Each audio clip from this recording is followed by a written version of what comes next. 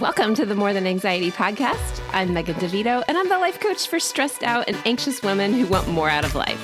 I'm here to help you create a life you love to live where anxiety isn't holding you back. Get ready for a lighthearted approach to managing anxiety through actionable steps, a lot of truth talk, and inspiration to take action so you walk away feeling confident, calm, and ready to live. Let's get to it. Hello.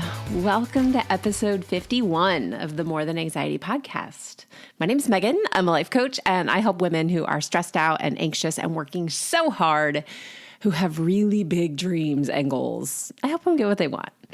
And I'm really excited to have you here for this episode because I'm going to share with you the secret to having an anxiety breakthrough. I swear it's true. People usually start listening to one of my podcasts or they hire me to be their coach so that they know what to do when they're anxious. But in this episode, I'm going to talk to you about how powerful doing absolutely nothing is when you're anxious. Are you ready? Let's get started. I want you to imagine that you've recently started a new job or maybe a new position at work. And it's pretty much your dream job. It's what you've prepared for in all the other positions that you've held.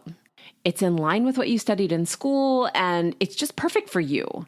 And you were the one they selected because you are exactly the right person for the job. But this job has felt like a dream for so long, and now that you're in it, it actually feels pretty heavy. And you started taking work home with you. And not just the computer or the files, but the constant thoughts about maybe not being enough at your job, or what your coworkers think about you, or whether you can really actually even do this job. Maybe whether you should speak up for what you know, or if you do, what if you're wrong? What if everybody thinks you're a tryhard or a bitch? I want you to think about that for a second. Just sit in that. And then before you know it, you're kind of on the verge of tears, and you've gone from feeling incredible to feeling like an absolute fraud or an idiot in absolutely no time. Your mind is racing, and it's telling you that your coworkers can't stand you, or you're probably going to get fired anyway, and maybe you should just go ahead and resign now. This was totally a fluke that you were even hired, and you probably only thought this is what you wanted to do, and maybe you were totally wrong. Guys, this is anxiety. Anxiety doesn't always look like rocking in a corner or sobbing hysterically. Sometimes it looks like relentlessly doing things over and over and over again because you think they have to be perfect, like taking work home with you or working late because you didn't get it done well enough at work, or you just need to rethink that one idea one more time. It might look like questioning your decisions or your knowledge, or your expertise, or your education, just because somebody is upset or disagrees with you.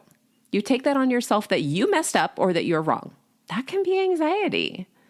And maybe it's you apologizing and changing your answer to be nice. So you end up saying yes to things that don't suit you, or that you just don't want or even have the time to do. It's just not your thing, and you say yes anyway. That's people pleasing, and that's anxiety.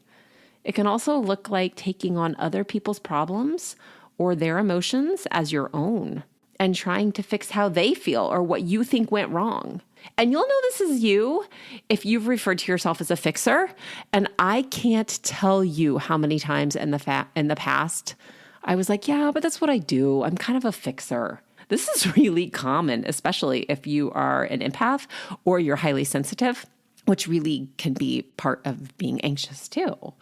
If you tend to overreact to small hiccups in your life, like being 5 minutes late or having an unexpected change of plans, or even going to the doctor as soon as you feel like the slightest bit of sickness, you start to trust everybody else more than yourself to be right. So you overreact and then you feel anxious. Or maybe you think other people are far more focused on what you say or what you wear or how many times you go to the bathroom during the day at work. And you change your mind, or whether you speak up. You're always trying to be perfect, and God forbid you ever make a mistake, because what will people think about you? This is also part of being anxious. So all of these things feed into your anxiety and keep you doing those same things and thinking those same rotten and untrue thoughts. But even though you're trying to fix feeling anxious by making other people happy or working harder or thinking less of yourself, the real solution is actually much more simple and very counterintuitive. And it's not that laundry list of tips that you're finding on Instagram or TikTok. The real solution is to do nothing at all. Hear me out though, because that doesn't mean that there isn't a place for grounding yourself or for practicing breathing or all of those things that you do see all over the place. And those grounding tips are super important. There absolutely is a necessity for these. And I teach these techniques in my coaching. I do. I use them myself. What I'm talking about when I say to do nothing is not doing the things that your anxious brain is telling you to do or that you should do. Doing nothing is saying no. It's trusting yourself. It's not letting your work time take over your home life. Whatever it is that your anxiety is telling you, it's like flipping it off and refusing to do it. Here's why this is the solution.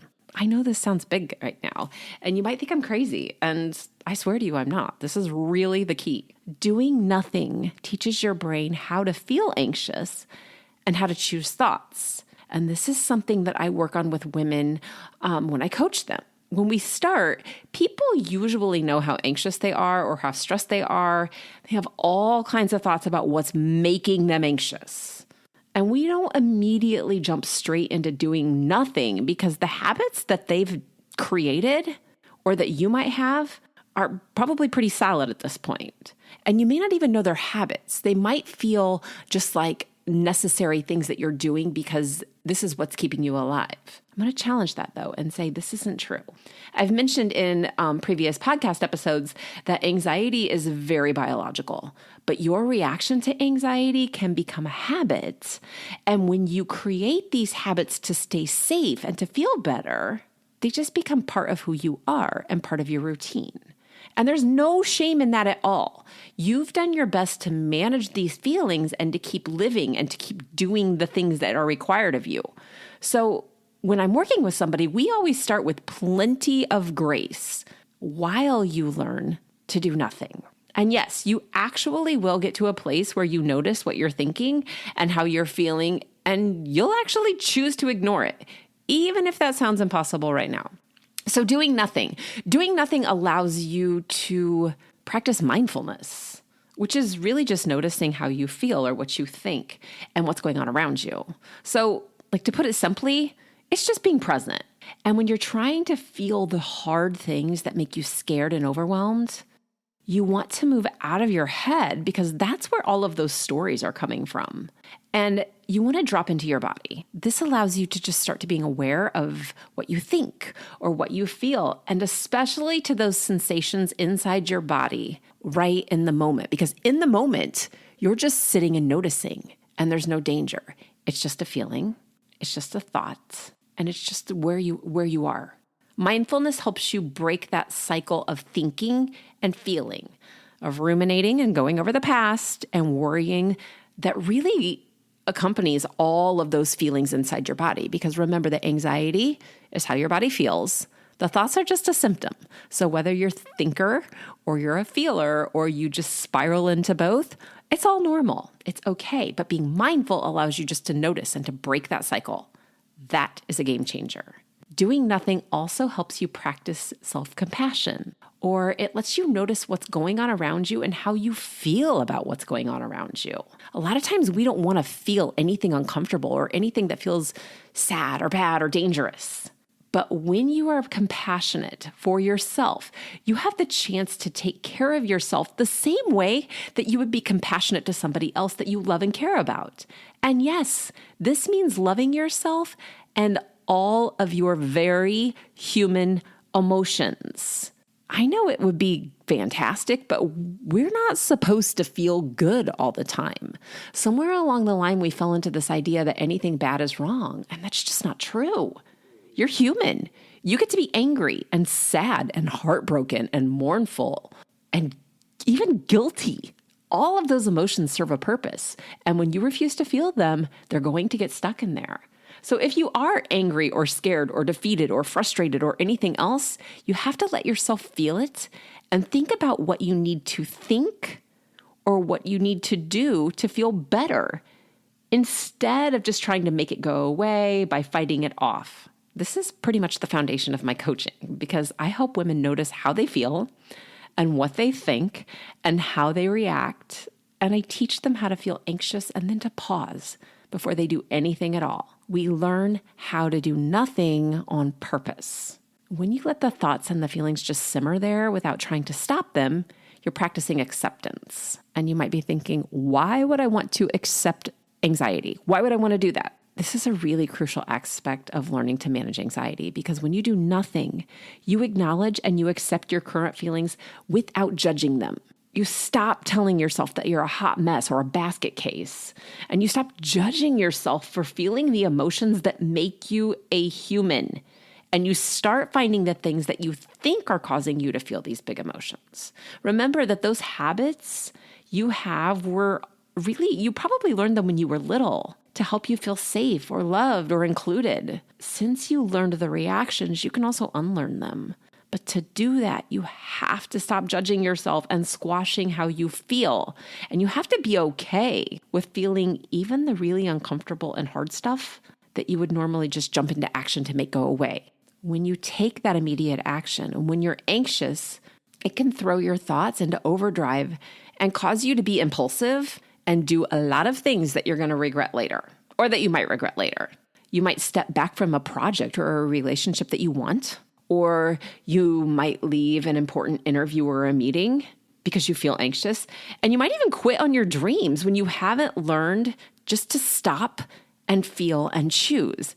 By doing nothing, by choosing to do nothing, you allow yourself time to cool down and to approach that situation with a clearer mind and a calm body so that you can be intentional. And so that you can say, no, I really want this thing, or I really know that I'm good at this, but holy crap, I'm afraid right now. And then we can deal with it. We can deal with what makes you afraid. What are you thinking that's making you afraid? What do you feel? Let's deal with it all. The more you allow yourself to experience that anxiety without trying to make it stop or trying to avoid it altogether, the more you can build emotional resilience. And you'll learn that anxiety comes and goes and that it's a normal part of everybody's life. This might sound really logical right now, but when you're anxious, how often have you thought that you were broken or you're the only person who feels anxious? I'm going to help you learn that anxiety is just a natural part of life and that you can feel it and have it not be a problem. And when it's not a problem, there's nothing to fight off. So it just goes away. You don't feel it as often. And even when you do, it's not as intense. And of course, doing nothing doesn't mean ignoring your anxiety or avoid seeking help when you need it. You absolutely should. It is totally essential to create balance between giving yourself some space to process your emotions and taking some necessary steps to find what is causing you to feel anxious. Everybody's experience with anxiety is unique, so finding what works best for you is really important, and that's what I do. Every person I work with has a different experience because every person feels and thinks anxiously in their own way with their own thoughts and their own feelings. So one person might think that they can't get ahead, so they overwork and they burn out. But another person might think that they don't know what to do, so they procrastinate and they try to be perfect. But the feelings are the same, the thoughts are similar, and the situations are totally different. These two people were not coached the same way by me. And yes, they're both real women, and this episode is kind of a mashup of their stories and experiences. Both of these women were in powerful jobs and high-level positions. Both of them are brilliant and well-educated and trusted with big-time responsibilities. And both of them worried about their ability and quality of their work or how they were doing at their job. And they were also worried about where they were headed in their individual positions. And now both women know how to pause and how to ask themselves the right questions while they calm down their bodies so that they can think about what they need or maybe about what they feel. And they choose how they want to respond. This is doing nothing. This is how brains change and how to learn to trust yourself or love yourself and really how to have fun again, whether it's fun at home because you're not bringing work home or fun at work because you feel confident and you know that your coworkers aren't judging you near as much as you're judging yourself. To learn more about how I can help you do nothing and change your response and your brain through coaching, you can go to the show notes or straight to my website. It's megandevito.com/work with me. And you schedule a consultation call. We'll talk about what anxiety is like for you, maybe where you're stuck, and what you want to experience instead. And I'll help you see what's possible for you when you're not being held hostage by anxiety in all of the different areas of your life. I love these calls, and I know that you will too. So if I don't talk to you before on a call, I will be back again next week. Take care. I hope you enjoyed this episode of the More Than Anxiety podcast. Be sure to subscribe and leave a review so others can easily find this resource as well. And of course, if you're ready to feel more relaxed, have more energy, more confidence, and a lot more fun, go to megandevito.com/work with me, or just to the show notes to talk to me more about coaching. See you soon.